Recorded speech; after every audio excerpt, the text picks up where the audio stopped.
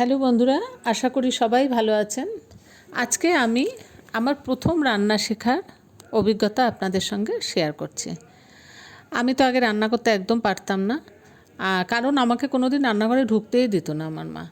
তো আমি তো একটাই বাড়িতে একটা ভাই বোনদের মধ্যে একই বোন আমি। তো আমাকে রান্নাঘরে ঢুকতে দিত না। এবার যা শেখার আমি শ্বশুরবাড়িতে গিয়ে শুরু করেছি। তা আমি শাশুড়িকেও খুব বেশি দিন পাইনি। তো শাশুড়িও আমার খুব ভালো ছিলেন, যা যা প্রবলেম হতো ওনাকে জিজ্ঞেস করে করে করতাম। পরে শাশুড়ি অবর্তমানে মার কাছ থেকে ডায়েরিতে লিখে নিয়ে যেতাম, গিয়ে গিয়ে ওরমভাবে করতাম। তো তখন তো ফোনের এত ব্যাপার ছিল না যে ইউটিউব খুললাম আর দেখে নিলাম, করে নিলাম। তখন ওই ডায়েরিই ছিল সম্বল, ওরমভাবে করতাম। তো করে করে শিখেছি। এখন জানি না কতটা কি করতে পারি, কিন্তু কাজ চালিয়ে নিই। দেখুন, আপনাদের সঙ্গে কথা বলতে বলতে আমার রেসিপি প্রায় শেষের দিকে।